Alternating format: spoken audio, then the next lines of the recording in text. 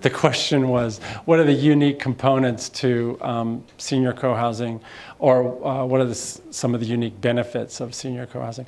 Well, you know, the Danes, they started a process called Study Group 1, which is really a class, an evening class for seniors called, well, it had another name, Aging Successfully.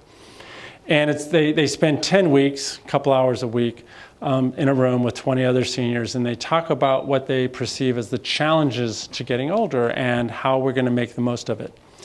And over the topics come up where, you know, my husband has died, my friends have all left town, my kids live across the country, you know, and I stopped driving at night 5 years ago, and I stopped driving in the day last year, and all of a sudden their connectivity is truncated, to say the least.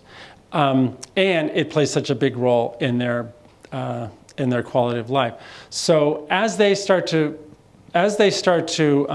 imagine a happier seniordom, elderhood, by living in closer proximity with others, I have to say that I'm excited with how interesting it is for me as an architect to design their little village that's very much based on people knowing each other, caring about each other, and supporting each other, including, you know, through death, etc. I mean, I'm designing the first, it's actually under construction now, the first LGBT co-housing community in the world. It's in Durham, North Carolina, and you know, it's the first co-housing community that I know of with a cemetery right on site.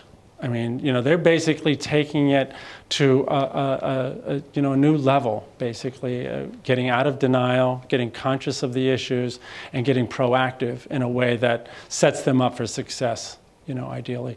So that's the broad stroke answer to that. The small stroke answer to that is, I mean, the details are they have caregiver units on the co-housing, on the site, for example. Of course, they're all, you know, one-story dwellings, etc.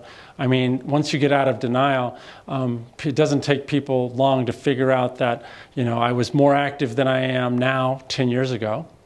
I probably will be less active 10 years from now. And you have one epiphany like that after another, you start to manifest a different neighborhood. And by the way, again, they never look like those single-family house neighborhoods that I showed earlier, where you drive down a typical single-family house neighborhood, you can imagine one forlorn senior in house after house, every 12th house, watching TV. The average senior is watching TV 6.5 hours a day in this country. And there's so many problems with that, including the fact that you get these images in your head about some house intrusion in Minneapolis, and then all of a sudden you start worrying about that kind of stuff, and the paranoia and you know, the other negative byproducts are unfortunate. So yeah, it's different.